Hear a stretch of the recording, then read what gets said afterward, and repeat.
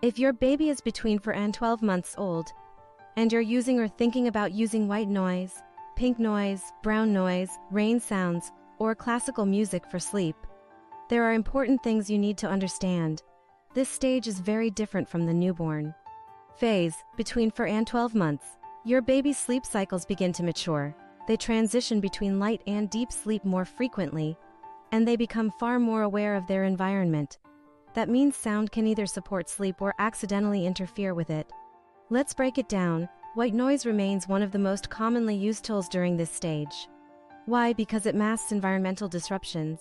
Things like doors closing, conversations, traffic, or siblings. This is especially helpful now that babies wake more easily during lighter sleep phases. But here's the critical part. White noise must stay under 50 decibels. That's roughly the level of a gentle shower. Higher volumes, especially above 60 decibels, may increase stress response or overstimulate the auditory cortex. Now let's talk about pink noise. Pink noise distributes sound energy more evenly across frequencies and reduces sharp, high-frequency peaks. Some adult sleep studies suggest pink noise may increase sleep stability. This is by synchronizing slow-wave brain activity, while infant-specific data is still limited. Many pediatric sleep professionals prefer pink noise because it sounds softer and less harsh than white noise. Brown noise emphasizes lower frequencies even more. It feels deeper, heavier, and more enveloping for babies who startle easily or are sensitive to sudden shifts in sound. Brown noise can feel more calming. However, deeper does not mean better. Very heavy low frequencies at high volume may create subtle stimulation rather than calm. Now let's examine green noise. Green noise typically focuses on mid-range frequencies, similar to the ambient hum of nature. It is less common, but for some babies who seem irritated by white noise sharpness, it may feel smoother. What about rain sounds? This is often one of the safest and most sustainable options. Rain has micro variations in sound patterns. It's consistent, but not perfectly static. This natural variation may be more aligned with how the developing brain expects environmental sound to behave. Now let's discuss music, specifically Baby Mozart and classical music. Between 4 and 12 months, babies become more responsive to rhythm and melody. Music can stimulate neural networks related to pattern recognition and emotional processing. That's wonderful for development, but here's what you need to understand.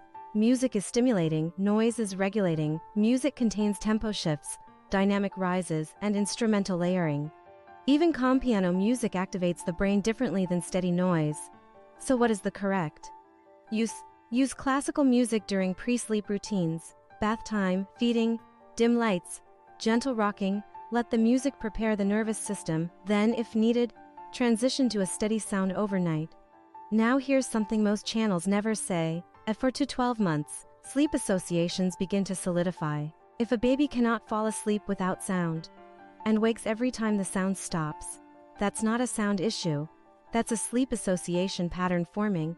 It doesn't mean sound is bad. It means it must be used intentionally. Many pediatric sleep consultants suggest, keep sound steady throughout the night if you use it. Don't turn it off abruptly. Avoid cycling or timer shutdowns that create sudden silence, but avoid using sound during all daytime hours. Your baby still needs exposure to real environmental sounds and, most importantly, human language. Developing auditory processing relies heavily on dynamic speech cues. Constant static background noise during waking hours may slightly reduce exposure clarity to language rhythms. My practical recommendation for 4 to 12 months: choose pink noise or rain sounds as primary overnight. Options: use white noise if environmental masking is necessary. Keep volume below 50 decibels. Position the speaker at least 6 to 7 feet away. Use classical music only for calming routines, not continuous sleep playback. Observe your baby.